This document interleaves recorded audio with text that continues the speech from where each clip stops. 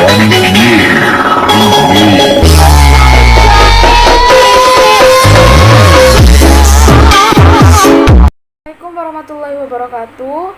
Perkenalkan, nama saya Nurwaida Maulidia. Saya perwakilan dari kelompok 10. Saya akan mempresentasikan hasil kerja kelompok kami yang berjudul Retorika dan Presentasi.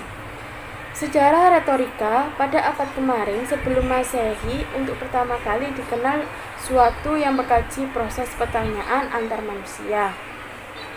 Sebagai fenomena sosial tadi, ilmu yang ini dinamakan dalam bahasa Yunani yaitu retorike, yang dikembangkan oleh Yunani purba, yang kemudian pada abad-abad berikutnya dimekarkan di Romawi dengan nama dalam bahasa lain retorika. Dalam bahasa Inggris retorik dan bahasa Indonesia retorika. Pengertian retorika adalah ilmu dan seni dalam berbicara, mengatur komposisi, kuat, menyampaikan atau mengajak orang lain sehingga mudah dipahami dan diterima pendengar serta terkesan atas apa yang diucapkan. Menurut Aristoteles, retorika adalah the faculty of saying in any situation the available means of persuasion, yang artinya kemampuan untuk melihat perangkat alat yang tersedia untuk mempersuasi. Sedangkan menurut Plato, retorika merupakan seni bertutur untuk memaparkan kebenaran. Retorika yang tidak memandang kemanfaatan dan kebenaran bukanlah retorika. Jenis retorika ada 3. Yang pertama, monologa.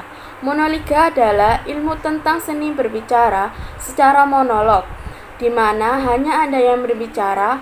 Bentuk-bentuk yang tergolong dari monologa adalah pidato, kata sambutan, kuliah, ceramah, dan deklamasi. Yang kedua, dialogika. Dialogika adalah ilmu tentang seni berbicara secara dialog, di mana 2 orang atau lebih berbicara atau mengambil bagian dalam suatu proses pembicaraan. Bentuk dialogika yang penting adalah diskusi, tanya jawab, perundingan, percakapan, dan debat. Yang ketiga, pembinaan teknik bicara. Teknik berbicara merupakan syarat bagi retorika. Oleh karena itu, pembinaan teknik berbicara merupakan bagian yang penting dalam retorika. Dalam bagian ini, perhatian lebih diarahkan dalam pembinaan teknik bernafas, teknik mengucap, bina suara, teknik berbicara, dan bercerita. Strategi retorika ada 5. 1. Invention atau penemuan bahan. Invention merupakan konstruksi atau pengembangan dari sebuah argumen yang relevan dengan sebuah tujuan dari pidato. Langkah ini mencangkup kemampuan untuk menemukan, mengumpulkan, menganalisis, dan memilih materi yang cocok untuk pidato.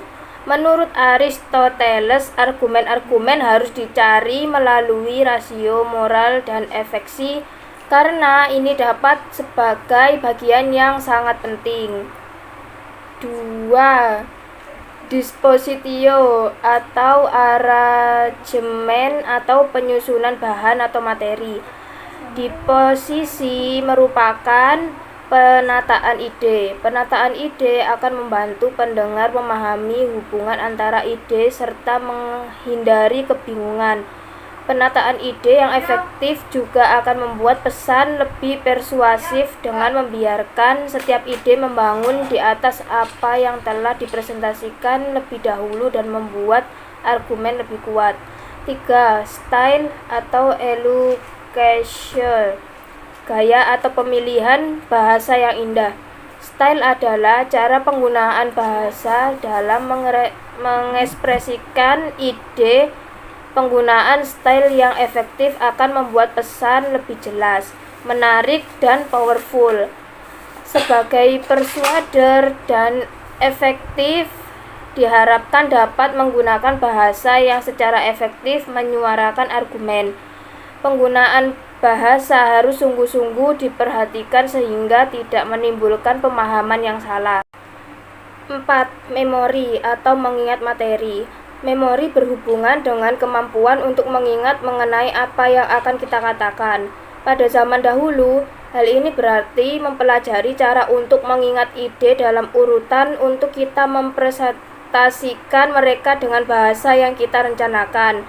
Pada masa ini, hal ini lebih kepada bagaimana menggunakan catatan atau menskripsi daripada menghafal secara keseluruhan. 5. Pronunciation atau delivery. Penyampaian. Delivery merupakan bagian terakhir dari retorika. Delivery melibatkan secara mempresentasikan speak kita. Delivery sangat penting karena orang lebih memperhatikan ide yang dipresentasikan secara menarik dan powerful. Delivery seharusnya mempresentasikan ide sesuai bobotnya dan tidak untuk membuat ide lemah tampil lebih kuat. Pengertian presentasi. Presentasi adalah suatu kegiatan berbicara di hadapan banyak hadirin. Berbeda dengan pidato yang lebih sering dibawakan dalam acara resmi dan acara politik, presentasi lebih sering dibawakan dalam acara bisnis. Tujuan dari presentasi bermacam-macam. Misalnya untuk membujuk biasanya dibawakan oleh wiraniaga. Untuk memberi informasi biasanya oleh seorang pakar. Atau untuk meyakinkan biasanya dibawakan oleh seseorang yang ingin membantah pendapat tertentu. Jenis-jenis presentasi ada 3. 1. Presentasi dadakan atau impromptu. Pembicaraan impromptu merupakan jenis presentasi yang dilakukan secara mendadak tanpa persiapan apapun. Dalam hal ini, pembicara ditunjuk langsung untuk menyampaikan informasi kepada para pendengar tanpa melakukan persiapan segala sesuatunya, baik itu mengenai tema pembicaraan maupun alat bantu yang digunakan, sehingga perasaan pembicara akan mengejutkan. Ada beberapa kelebihan dan kelemahan apabila menggunakan jenis presentasi dadakan atau impromptu. Salah satu kelebihannya yaitu informasi yang disampaikan sesuai dengan perasaan pembicara yang sesungguhnya.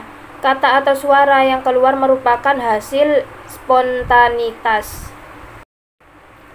2. Presentasi naskah atau manuskrip. Presentasi naskah merupakan jenis presentasi di mana menyampaikan informasinya. Seorang pembicara melakukannya dengan membaca naskah. Tidak sedikit orang dalam menyampaikan informasi menggunakan naskah berupa teks. Setiap kata-kata yang keluar merupakan hasil dari sebuah naskah. Pembicara melupakan tugasnya yang utama yaitu melakukan kontak mata dengan pendengar. Jadi, dapat dikatakan pembicara bukan menyampaikan pidato, tetapi membacakan naskah pidato. Salah satu kelebihannya yaitu menyampaikan dilakukan secara berturut atau sistematis. Kata yang keluar diungkapkan secara baik dan benar. Presentasi hafalan atau memoriter. Jenis presentasi yang dilakukan menghafal dari teks yang telah disediakan berbeda dengan jenis manuskrip. Memoriter tidak menggunakan naskah dalam penyampaiannya. Pembicara hanya melakukan persiapannya dengan menghafal dari teks di mana isinya mengenai informasi yang akan disampaikan. Kelebihan dan kelemahannya hampir sama dengan manuskrip. Jenis ini sangat buruk untuk dilakukan karena apabila melupakan kata-kata dari naskah, maka presentasi yang dilakukan akan terjadi kegagalan. Presentasi extempore. Jenis presentasi extempore merupakan jenis presentasi yang paling baik untuk dilakukan dibanding jenis lainnya. Pembicara mempersiapkan materi dengan garis besarnya saja. Kemudian, pada saat presentasi akan dijabarkan secara mendetail. Kelebihannya, pembicara dapat menyampaikan informasi secara jelas karena ada persiapan sebelumnya. Dapat menyampaikan secara sistematis atau berurutan. Manfaat dan syarat presentasi. Manfaat presentasi. 1. Sebagai bahan paparan suatu pokok bahasan inti. 2. Media pembantu untuk penjabaran dari materi pelajaran sekolah atau suatu proyek kerja. 3. Kesan lebih eksklusif karena melibatkan alat presentasi atau profesional. 4. Audiens biasanya akan lebih jelas jika disertai dengan media gambar dari presentasi itu sendiri. 5. Memupuk mental yang ada dalam diri si pembawa materi presentasi. Syarat presentasi: 1. Menguasai materi dan bahasa dengan baik. 2. Mempunyai keberanian. 3. Memiliki ketenangan sikap. 4. Sanggup menampilkan gagasan secara lancar dan terus-menerus. 5.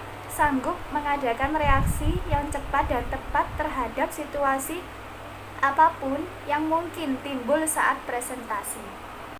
6. Memperlihatkan sikap yang tidak kaku dan tidak canggung. Tujuan dan teknik presentasi. Tujuan presentasi: 1. Menyampaikan informasi. 2. Meyakinkan pendengar. 3. Menghibur pendengar. 4.